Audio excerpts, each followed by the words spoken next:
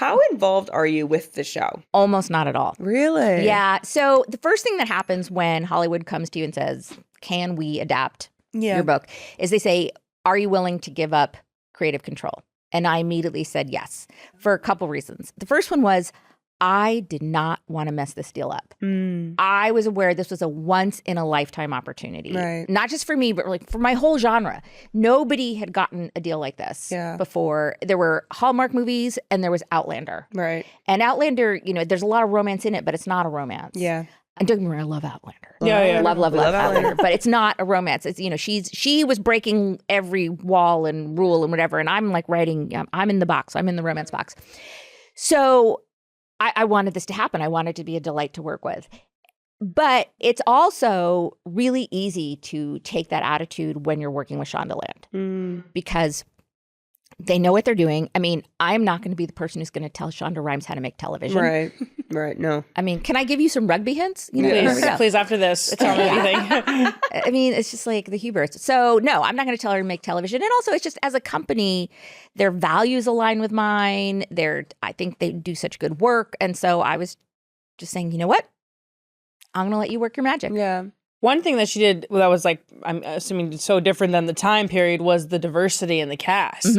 And what happened when you heard that? You're just like, okay, cool, let's go. Yeah, pretty much. But I knew from the outset that they were going to do something to make it more diverse and inclusive. I mean, in the books, I don't say what race anybody is, but it's implied they're all white. Yeah. And I knew she wasn't going to do that because that's not how she does her shows. But I had no idea how she was going to make it happen. And I thought either they were going to go with true colorblind casting, which is, that would be like if you had the Bridgerton family and they did not look like they could even be genetically related, which is not what they did. They do what's called color conscious casting because they put a lot of thought into how they cast characters.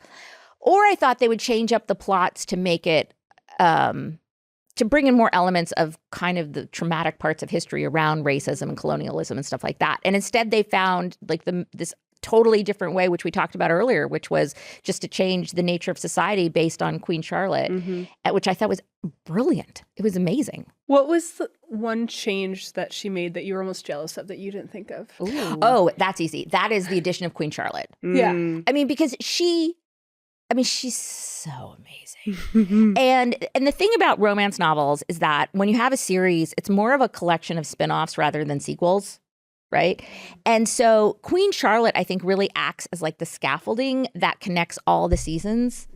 And so, yeah. And plus, she's written so well. And Golda Rosheuvel is like a tour de force. And she's also absolutely as cool as you think she is. I believe it. Yeah. She's incredible. I so believe it. The girls were just telling me, and I think it was a video online, about how Queen Charlotte was actually a woman of color in real life. Well, we think so. So here's what we know. We know that she had African ancestry for sure, because her family tree is pretty well established. Yeah. What we don't know is if she actually presented as biracial. And there's no way we'll know that for sure. Right. But what we also know is that if she did present as biracial, that was not something that the English crown was going to play up. Right. And so what they did with Bridgerton is they said, okay, let's just say for sure that she looked biracial and that this was accepted by the crown, and how does that change society? So that's how they played with that, which I thought was so cool because it was a way to say, okay, what would happen in one generation? How might society be more diverse and inclusive? And we can just say it's like that without having to go into like explaining everything. Right. And then of course they went back and did Queen Charlotte and explained it there. Yeah. Which then you went and then novelized Queen Charlotte. I did. Oh my gosh, what was that like? That was crazy. So I knew I was going to be doing that for a few months before I actually could get started, because the way we did it, it wasn't like I was holed up in a room with Shonda, although that would have been very exciting. She wrote the scripts, gave me the scripts, and then I turned them into a book. So it was the exact opposite of the normal process. Yeah, right. So I said, okay, I'm going to go online and research, how do you do this? And there's nothing. There's absolutely nothing. And so I thought, okay, well, people may say I did it badly, but nobody can ever say I did it wrong, because I can't find anything like this except for maybe some Star Wars stuff and like Jaws. So you literally wrote the book. I literally wrote the book. Literally wrote the book. But it was really fun. It was like a puzzle. be like, okay, what am I keeping? What am I doing? Yeah. And then I'd have these great writing days where I'm like, oh my gosh, I wrote 15 pages, which is a lot. And then I realized actually half of those is literally just retyping Shonda's dialogue. Right. But it counts. Like, It counts. I'm going so It's fast. in there.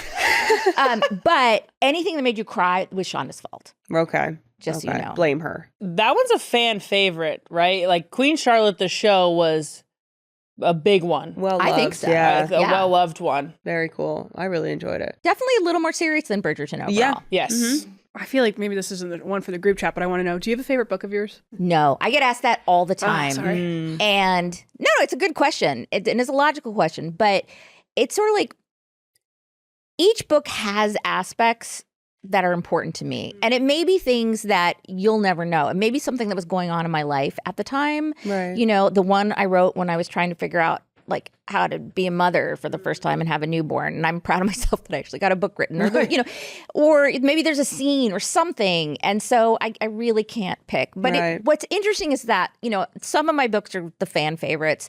And the ones that aren't, I always feel like they're underdogs. And so I'm kind of rooting for them a little bit, being like, this one's special too. You should check this one out. So you have written many successful books.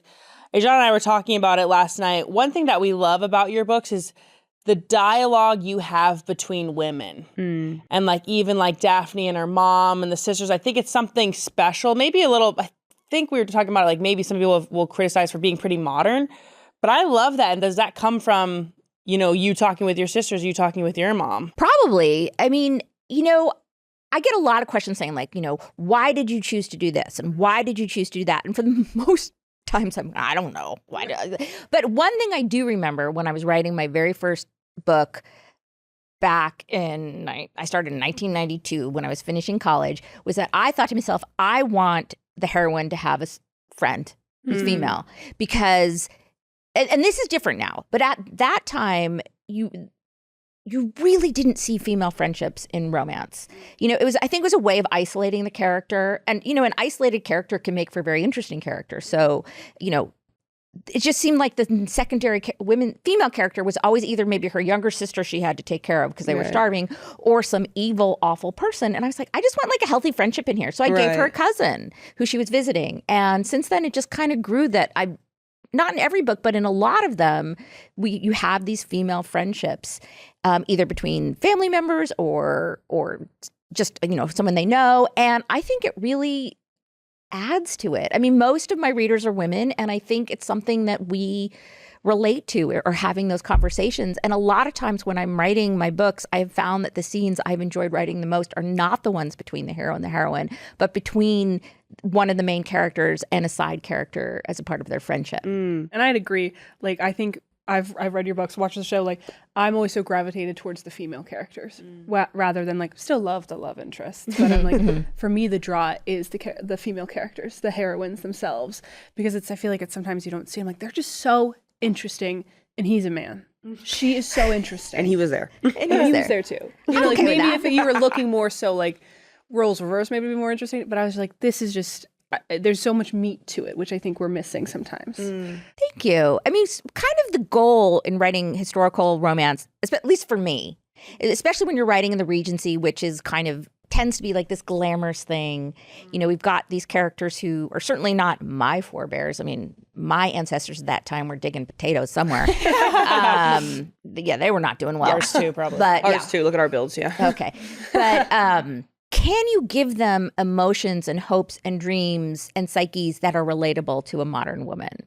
Or modern, or even with the male characters too. I was just talking about this about Benedict. I mean, one of the things that really drives Benedict in the books, and I think they carried this over to the show pretty well, is that he feels overlooked. That people call him number two.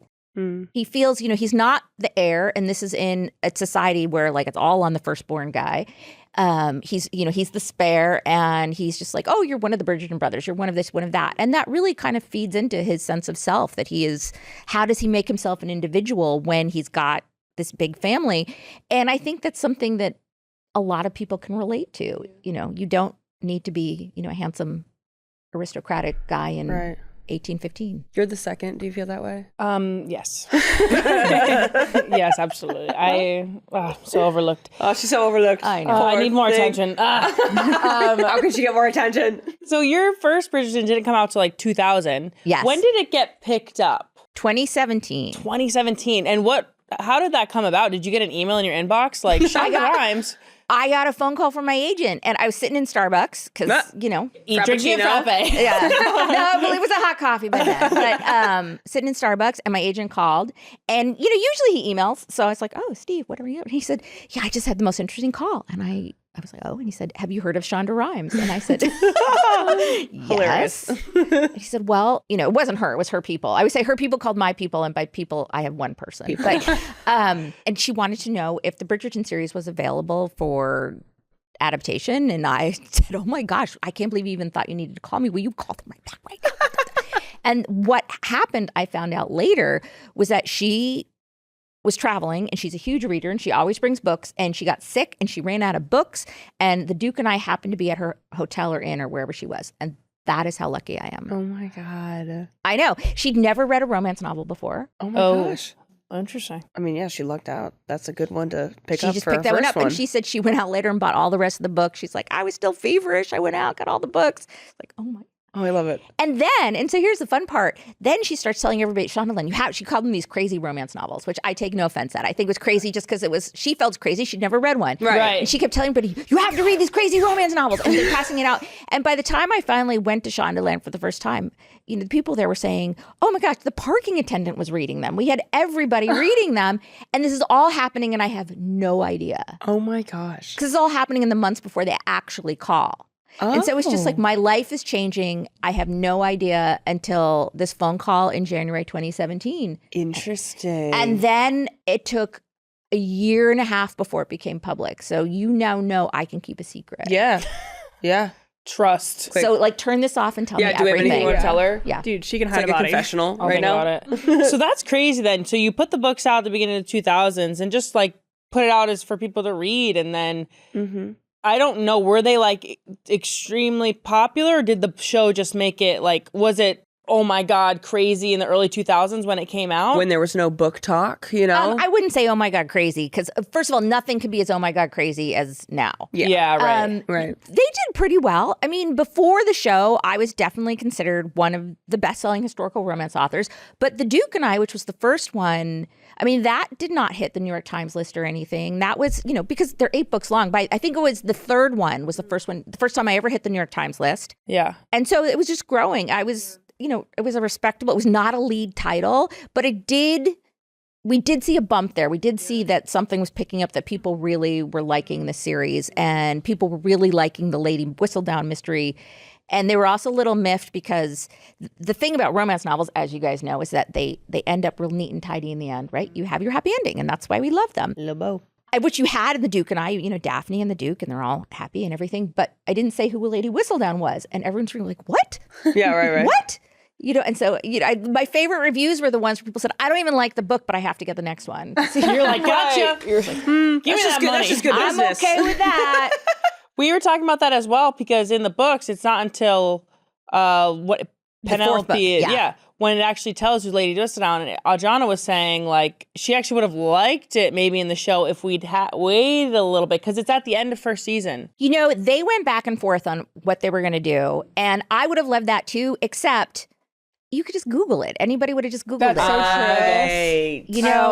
Right. Google exists. Search engines. God, yeah, dang. and it's one thing when it's just the book world and people go, when it was just the book world, if I was doing an event, I never said who Lady Whistledown was, even though a lot of people knew, because you'd have to go out of your way to find out who she is, really. It wasn't something that would just come through on your Instagram feed, so I think they just figured there's no way they could not have it spoiled. And also, when I watched the first season, I hadn't read any of your books, and the first one I picked up was Penelope's book. Oh. I went straight to that one. I was like, well, that's my story. I know it. Okay. Because also I was like, redhead. Okay. I see myself in her.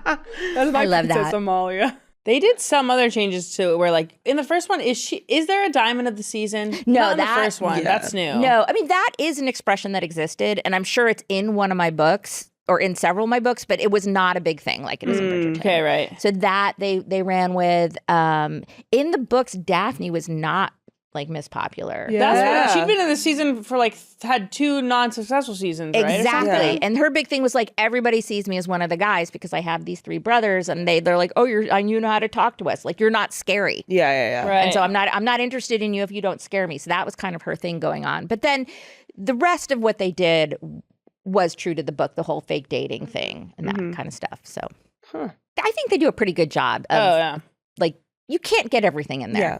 What's been the reception to the second part of the newest season been like? Oh, people are loving it. It's been great. I mean, the first part ending on Benedict's offer, because the book is called An Offer from a Gentleman. Yes. We thought about calling it Sophie's Chase. Oh.